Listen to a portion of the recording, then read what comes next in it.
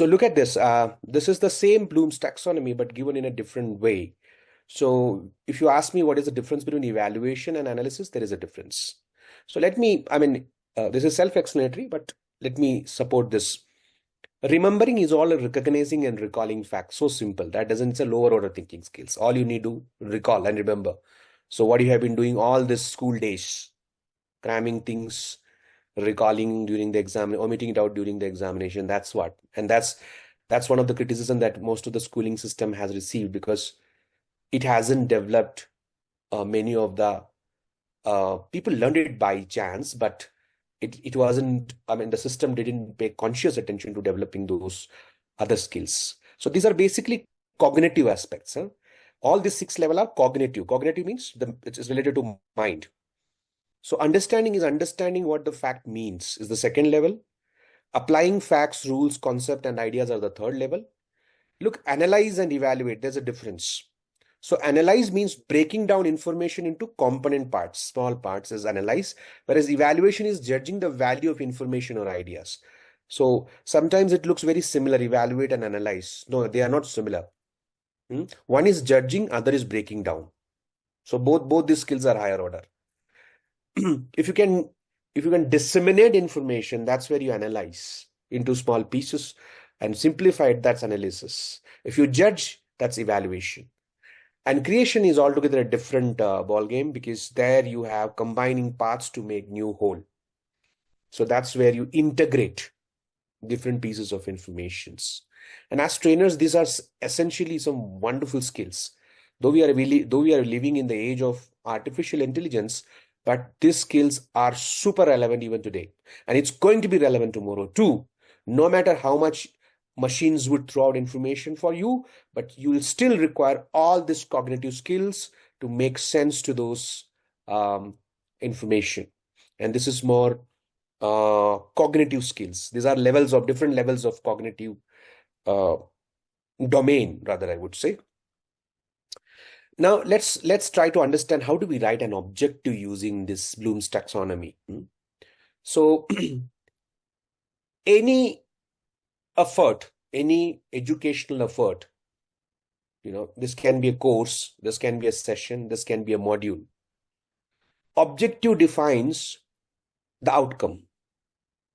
Or it can also, objective is what is the expected outcome out of this session, or what is the expected outcome of the module. So let me give an example. This is a formula kind of thing. So it begins with saying that at the end of this course or a session or a module, no matter what you're creating, or a training program, students, so you change that students into learners. So we don't call students, we call learners. Learner to, able to, they're showing the capability, and use a Bloom's taxonomy verb. For example, able to apply. Apply is a verb, right? And apply what? Then you put a specific action or task. So the one that's highlighted in blue, it's specific task. So it's a very measurable thing. One task or a specific set of tasks. Okay. So you have to put a very specific verb, because this task or this behavior will be measured. In order to dash, and then you put the purpose or objective of that. Why do you want the person to learn that? Let me give an example. The example, at the culmination of the seminar, right? That's the end of the seminar. Attendees will proficiently employ. So what's the taxonomy verb here? Employ. And then specific action or task. What is the specific task or action? So no, employ what? Employ teamwork and communication skill is the subject. Okay. But specific action is what? The specific action is collaboratively solve. Solve is the action. I can remove collaboratively from there. I can also remove proficiently from there. Okay. You can remove that. That just gives an effect to that. So what is more significant is at the end of the seminar or the culmination of the seminar, attendees will employ teamwork and communication skills to solve complex business studies. Okay.